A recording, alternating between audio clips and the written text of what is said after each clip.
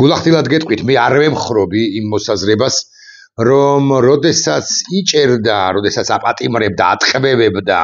დემონსტრანტებს, დემონსტრაციების დროს და უკვე შემდგომ პერიოდში, შემდგომ დღეებშიც ქართულმა რუსულმა ოცნებამ შეგნებულად ამოარჩია ესე აი კარგი, საუკეთესო მოქალაქეები ჩვენი ქვეყნისა, ყველას ვერ ჩამოვასახელებდა აქედან გამომდინარე არც ერთს არ ვახსენებ. მე არ ვემხრობი, რომ აი ესე ამოვარჩია საუკეთესო მოქალაქეები და სწორედ ისინი, იმიტომ რომ ისინი საუკეთესო მოქალაქეები არიან, დაიჭირა იმიტომ, რომ ეჩვენებინა, რომ აი სამაგალითოებს ახლა მე გავტეხ და შესაბამისად თქვენ არასამაგალითოები იქნებით დაჩაგრულნი, იქნებით მოდრეკილნი, თქვენს გატყდებით და თქვენს არ გამოხვალთ უკვე შემდგომ აღარ გამოხვალთ აქციებზე, იმიტომ რომ აი ესე მივჩაგრე, ასე გავტეხე, ასე დავღალე და მოვღუნე ადამიანები, რომლებიც მე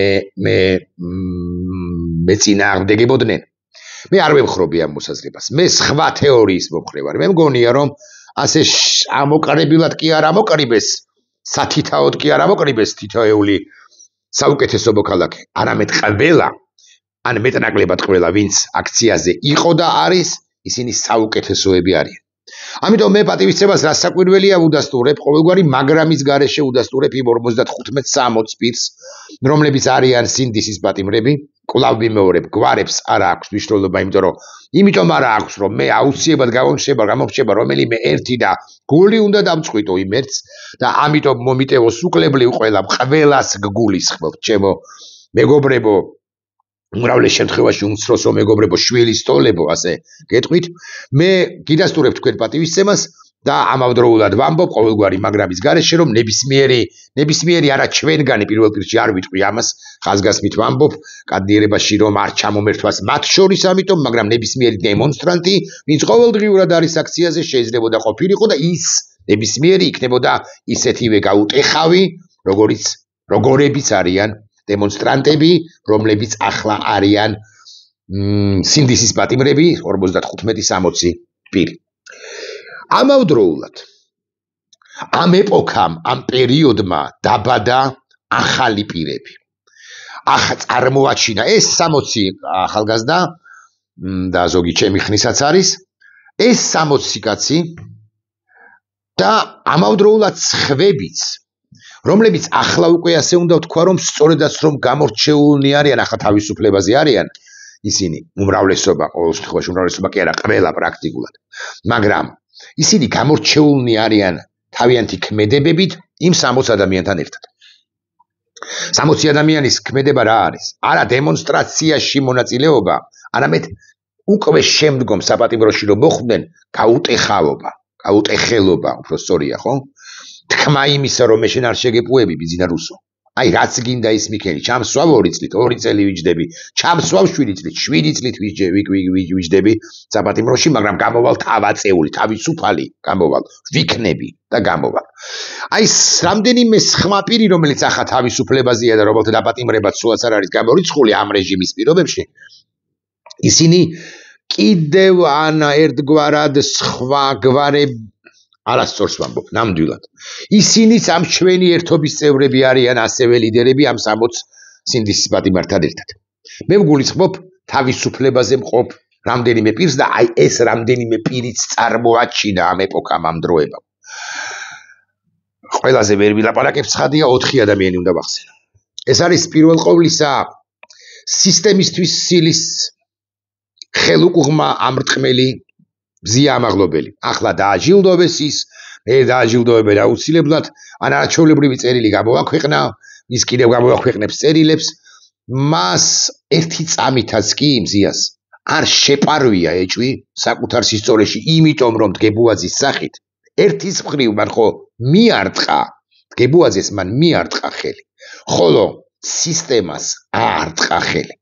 აი თუ დავიჭერთ სხვაობას ან მეორე მხრივ გავამახვილებთ ყურადღებას იმაზე, რომ ეს ქმედება, ეს ფიზიკური ქმედება, ხელის მოქნევა და მირტყმა არის ერთი კონცეფციის,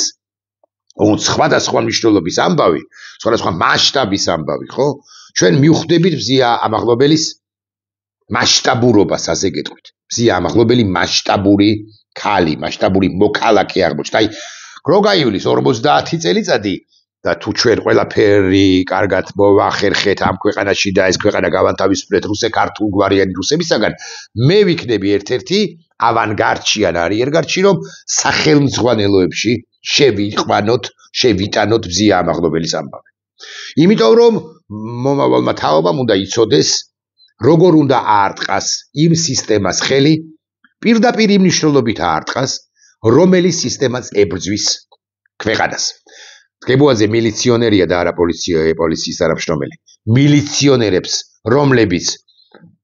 შემოსილნი არიან ფორმით და გებუაძის ფორმაც არ ეცვა, რამდენადაც მახსოვს და ასეც არის, ხო? მაგრამ მილიციონერებს, რომლებიც სისტემას ქმნიან რუსულს და მილიციონერებს, რომლებიც პოზიციონირებენ პოლიციის თანამშრომლებს, რომლებიც პოზიციონირებენ როგორც მილიციის თანამშრომლები, მათ ხელი უნდა აარტყებდეთ, რომ შენ დამოუკიდებელი საქართველოს სამსახურში ხარ და კანონმორჩილება რუსულ ხელისუფლებასთან სულაც არ არის შენი სავალდებულო ქმედება, არა ხარ ვალდებული, რომ დაემორჩილო რუსულ ხელისუფლებას. კვლავ ვიმეორებ, რა მნიშვნელობა აქვს მისი რომელი მე რამდენი ჭანჭიკია, ვინმე გებუაძე ან სხვა გვარის წარმომადგენელი, ეს უნდა გაიგოს. სხვათა შორის 4 ოქტომბრის კონტექსტში ვლაპარაკობ ამას და არა მხოლოდ, ეს უნდა გაიგოს უკლებრივ ყველა საშუალო თუ დაბალბარგოლმა. დიახ, თქვენ იღებთ მოცემულ ეტაპზე ხელფასებს და ეს კარგია, რასაკვირველია, მაგრამ ახლა ამ კუთხით, ამ მომენტში, ამ ისტორიულ ჟამს, ამ კუთხით არ უნდა გახედოთ არა მხოლოდ ქვეყანას, არამედ საკუთარ თავსაც და უნდა იცოდეთ, რომ საფლავშიც კი მათ თქვენ არა, საფლავშიც კი არ დააყენებს არავინ გარკვეული პერიოდის წლების, 10 წლეულების შემდეგ, ვინც უღალატა ამ ქვეყანას, სულ რომ აასვენონ რომელიმე მათგანი ასე მაგალითად თაწმინდის პანთეონზე ის უნდა ჩამოსვენებული იყოს, სწორედ მაშინ და სწორედ იმიტომ, რომ მათ დააღალატეს ჩვენი ქვეყანა ეგრე არ მინდა შემეშალოს, მაგრამ მიხა ცხაკაიაც იყო არ მინდა შემეშალოს, ოღონდ ასვენებული თავის დროზე და დასვენებული ლამის ილიას გვერდით, მაგრამ მერე ჩამოასვენეს ჩუმჩუმად, არც თუ პომპეზურად და თუ არ ვწდები, შესაძლოა ვწდები, გადამოწმებას რასაკვირველია ექვემდებარება ის 9 აპრილის, დღევანდელი 9 აპრილის ბაღში, ანუ ალექსანდროვის ბაღში დაასვენეს თუ ჩაასვენეს და არც არავინ აღარ იცის, იმიტომ რომ მისი საფლავი, მისი ძვლები სად არის. მიხა ცხაკაიაც იყო და კიდე ერთი ორი ბოლშევიკიც და ბოლომდე არ მივიდა ეს პროცესი, თორე კიდე მინიმუმ ერთ ადამიანს ჩამოასვენებდა კაცი, მე რომ უფრო თამამი ვიყო ახლა, ესე იმ საფლავებს ესე გვარსახელებით ჩამოვყვებოდი ალფაბეტის მიხედვით და გეტყოდით კიდე ვინ არის ჩამოსასვენებელი, მეთქი, მაგრამ ახლა უბრალოდ ვერ თავხედდები, იმიტომ რომ ემან რომლიმე პროპაგანდისტურმა არხმა არა იღოს და არ თქვას, რომ ნახეთ, აი ამის ჩამოსვენებას, დიახ, ვითხოვდი, მე როცა თამამი ვიყო და ვიტყოდი ვინ არ იმსახურებს თაწმინდას, ვინ არ იმსახურებს ილიას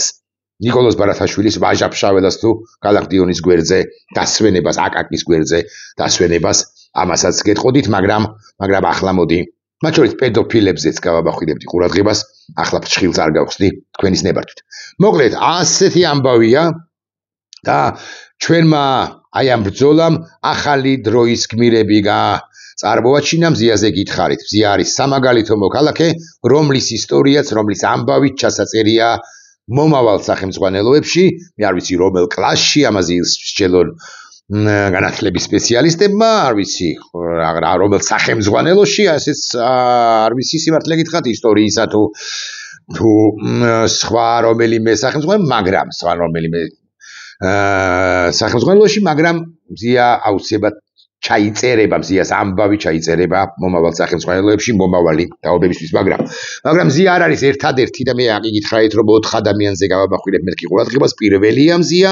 ბიჭები ამბავის ჩასაწერია, მათი გაუტეხავობის ამბავი, იმ 55-60 სინდის პატიმარისა ჩასაწერია მომავალ სახელმძღვანელოებში, მაგრამ კიდევ დარჩა არა ჯგუფი, არამედ ესე ინდივიდები, ეს არიან, მე გეტყვით, ზვიად-რატიანი, ჩემი მეგობარი, ჩვენ ყავს და ყოლია და ყავს დიდი პოეტები, მეც მათ შორის ვიყავი, მე თქვა ვარქიდეც ზვიათთან ბოდიში, ნახცოსთან ბოდიში, სხვებთან და სხვებთან ბოდიში, ხო, გაგა ნახუცრიშვილთან. მე ვიყავი ამ რაღაც ჭყალებში თეორიის მომხრე, რომ გალაქტიონი რომ მოკვდა 59 წლის მარტის თვეში, გალაქტიონის შემდეგ პოეზია მოკვდა მეთქი, ხო, პოეზია მოკვდა თითქოს. გალაქტიონი არის უმასშტაბურესი მსოფლიო ორკესტრი. სოფლიო პოეზიისა და მუსიკალურობის ორკესტრი, მაგრამ პოეზია არ მომკვდა რა, ეს თეორია არ არის სწორი და ზვიად რატიანი, გაგანა ხუცრიშვილი, შოთა იათაშვილი, სხვები და სხვები არიან მადასტურებლები იმისა, რომ ჩვენ გვყავს დიდი პოეტები და არა მარტო ცოცხლებს გულისხმობ, არამედ აზგარდაცვლილებსაც, რომლებსაც დიდი ლექსები შეუქმნიათ. გალაქტიონის რაოდენობის ლექსებს დიდებს უდიდესებს მომიტევონმად და ვერავინ ვერ შექმნის, არა თუ საქართველოში, არამედ მსოფლიოში, მაგრამ არა მხოლოდ საქართველოში, არამედ მსოფლიოშიც, მაგრამ ეს პირები და ზვიადი მათ შორის პირველ ყოვლისა არის დიდი პოეტი, მაგრამ ზვიადი ამავდროულად არის დიდი მოქალაქე. რატომ? იმიტომ რომ ის წავიდა. ნახეთ, ის წავიდა და შეგნებულად მიარტყა პოლიციელს, ანუ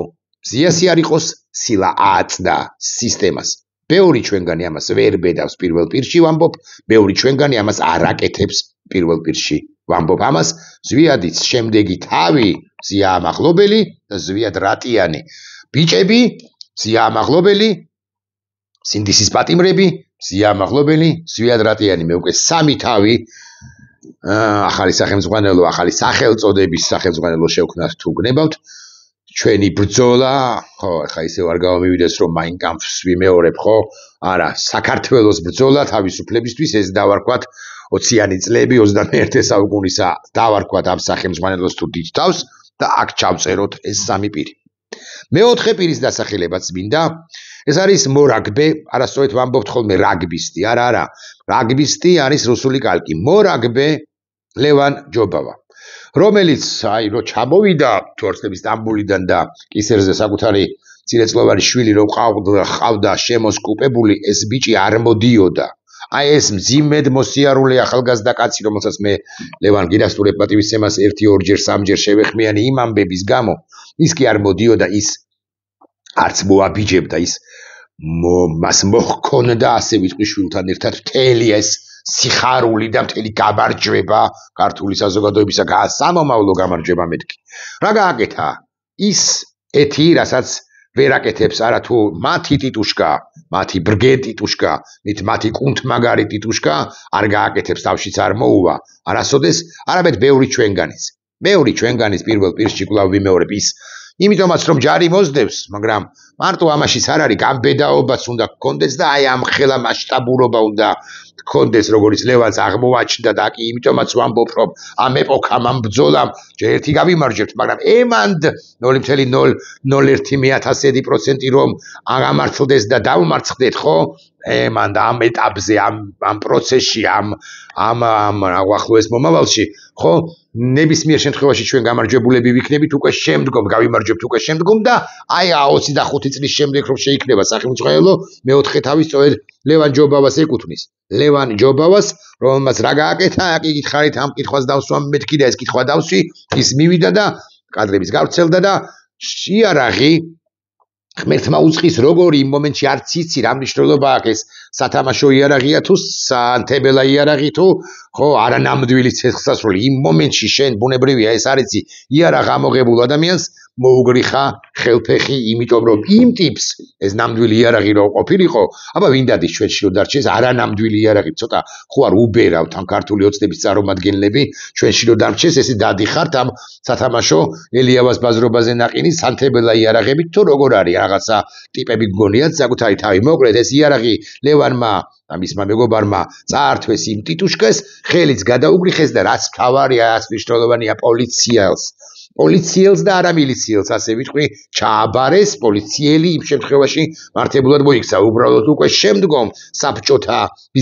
ბიზნეს საბჭოთა სისტემამ უკვე მოატრიალა საქმე ეს ტიტუშკა გაანთავისუფლა ხოლო ლევანის მიმართ სამართლებრივი დევნა დაიწყო და ახლაც არ არის გამორიცხული რომ გააგრძელოს ეს სამართლებრივი დევნა და არ ვიცი რა შეედავებიან ხო ძალის გამოყენება მომჩივანი წყავს ვინმე ხო მაგრამ ლევანი მეოთხე თავია და ესეთი თავები მე ყველას ვერ ჩამოვასახელებ, გიბოდიშებ. ცხადია, იმიტომ რომ მართლა უამრავი მოქალაქე აღმოჩნდა ჩვენ სინამდვილეში, რომელიც Facebook-იდან იქნება თუ მიტინგზე იქნება, აი ეს გოგოს ერთ-ერთი თავია, მეთქი ქვეთავი სულ მინიმუმ არ იქნება, სამართალი არ იქნება მშვიდობას რომ ღერის. აი ეს მუსიკალურად მოუყვება ტელევიზიიდან ვიდრე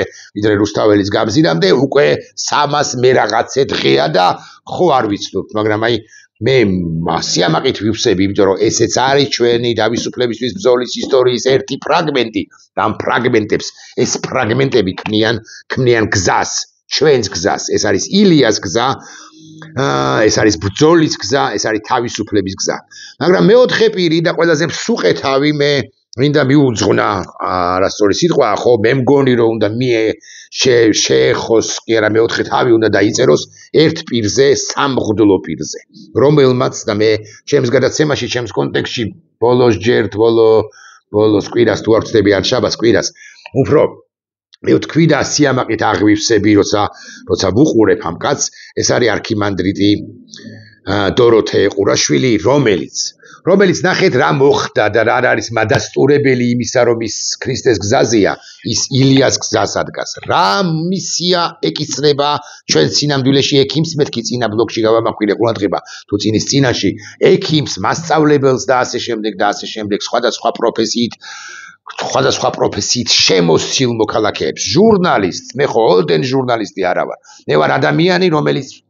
უკაცრავად სიტყვისთვის, მაგრამ ვქადაგებ რუსეთის გარეშე საქართველოს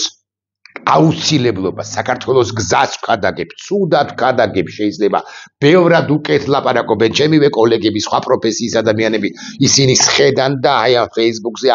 კაკუნებენ თითებს, ისინი მათ შორის, რომლებიც მე არ მომწონს, ასე ვიტყვი, ბევრთან არა, ზოგთან მე დაპირისპირებაში ვარ, ხო, აი რა მნიშვნელობა აქვს დავასახელებ, ახლა შემიძლია დავასახელო 1, 2, 5, 7 ადამიანი, მაგრამ არ დავასახელებ, ისინი რაღაც გარკვეულ საკითხებში მე მათ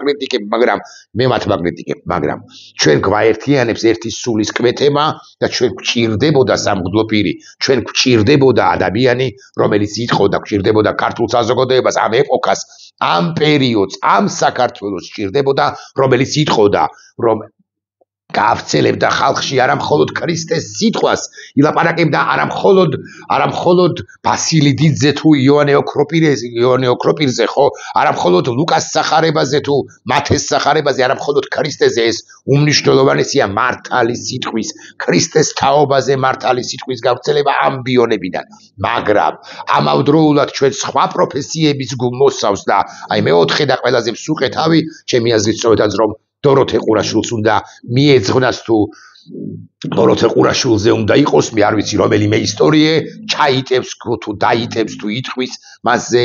ზიმე კი არა მართალ და სრულ სიტყვას უფრო ზუსტი რომ იყო, დოროთე ყურაშვილი არის ჩვენი ეპოქის წინამძღოლი,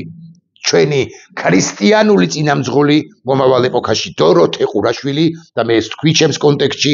იმეორებს ღმერთმა დიდხანს აცოცხლოს არქიმანდრიტი იმეორებს ის არ არის პატრიარქის ან მეუფის სტატუსში, ხო, მეუფის იერარქიაში, ხო, მეუფის სტატუსი მას არ აქვს, მაგრამ ის არის შედარებით დაბალი სტატუსის პირი, თუმცა ის ექვემდებარება პატრიარქს, აქვე მინდა ვთქვა, რომ ყველა არქიმანდრიტი პირდაპირ ექვემდებარება პატრიარქს და დოროთე ყურაშვილი აღწელებს არა მხოლოდ ღვთის სიტყვას ქრისტეს გზაზე ლაპარაკობს არა მხოლოდ არამედ როგორც ძალიან დიდი სამღვდლო პირი, მასშტაბური სამღვდლო პირი, რომელიც არ უშინდება არაფერს და ეს უმნიშვნელოვანესია, ის იმეორებს ორი ადამიანი უნდა ვახსენო. პატიეთ, სხვების ხსენება შეიძლება ასაკვირველია, მაგრამ ორი კი უნდა ვახსენო. ის არ არის აქ იგითხარით პატრიარქი, ის არ არის ეპისკოპოსი, მაგრამ ის იმეორებს, ის მიდის გზაზე, რომელსაც ქვია გზა კირიონ საძაგლიშვილისა მოკლულისა მარტყოფში და გზა ამბროსი ხელაიასი, რომელიც ასე პირდაპირ მნიშვნელობით ვერ ვიტყვით, რომ ის მოკლულია, მაგრამ ის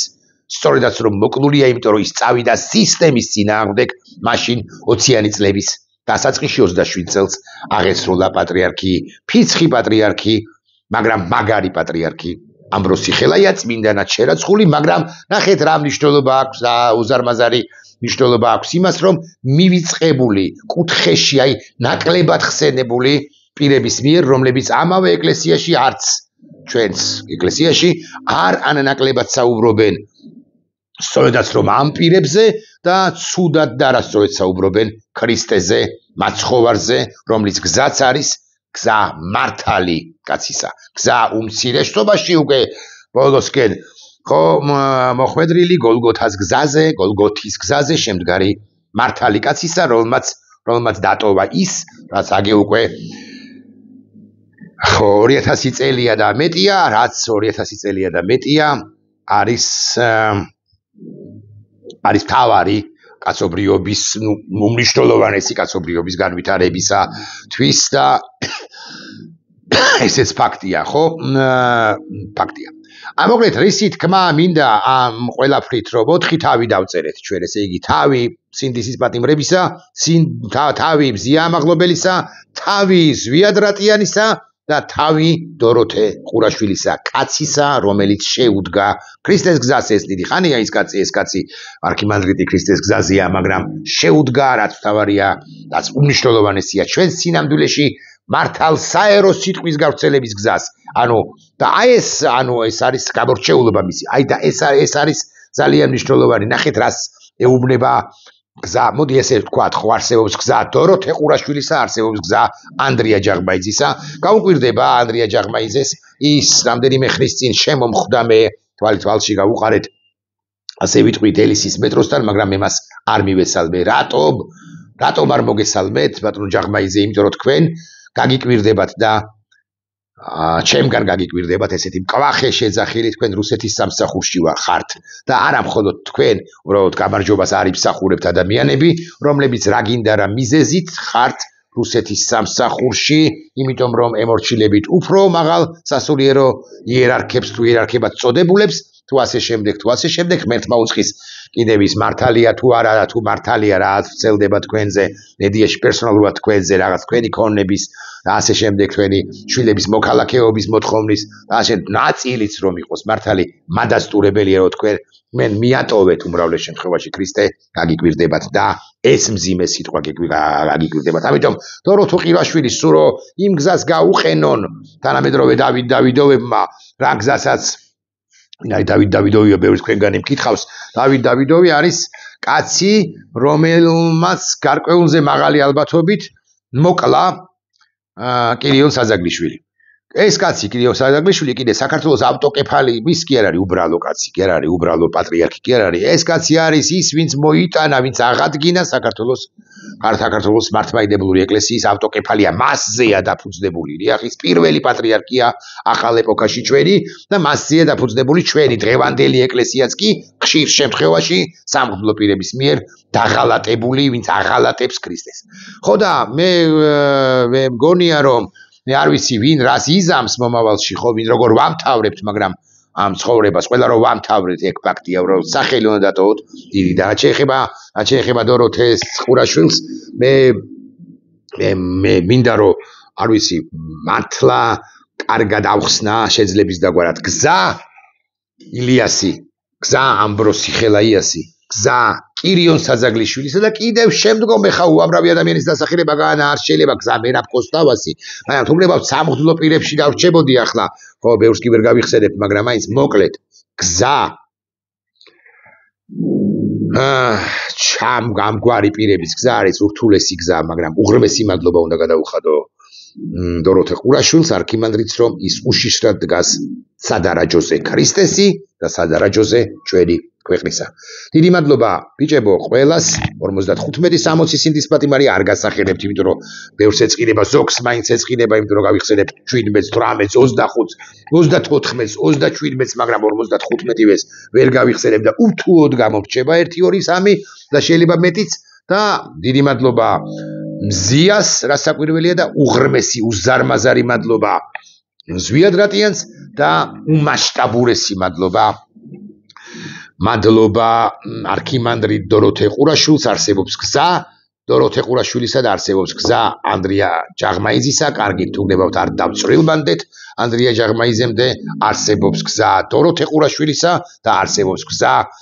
მოსაყდრე შიოსი და არ ვიცი როგორ გავბედო ახლა ზვიად გამსახურდია სიტყვების გამეორება, მაგრამ მაინც ხო როგორ გავკადნიერდე, მაგრამ მაინც ჩვენ უნდა ავირჩიოთ რომელ გზაზე ვართ, გზაზე ილიასი თუ გზაზე ბერბიჭაშვილისა, გზაზე ქრისტეს გზაზე თუ იუდა ისკარიოტელის გზაზე გავკადნიერდი მაინც და ვიტყვი ჩვენ სინამდვილეში, ჩვენს მასშტაბში და ჩვენს ყოფაში ახლანდელში გზაზე დოროთე ყურაშვილისა თუ გზაზე ანდრია ჯაღმაიძის მართლა დავანებოთ თავი ემან დგული არ გაუსკდეს მოსაყდრე შიოსი მე პერსონალურად ეს არჩევანი უკვე რა ხანია გავაკეთე მადლობთ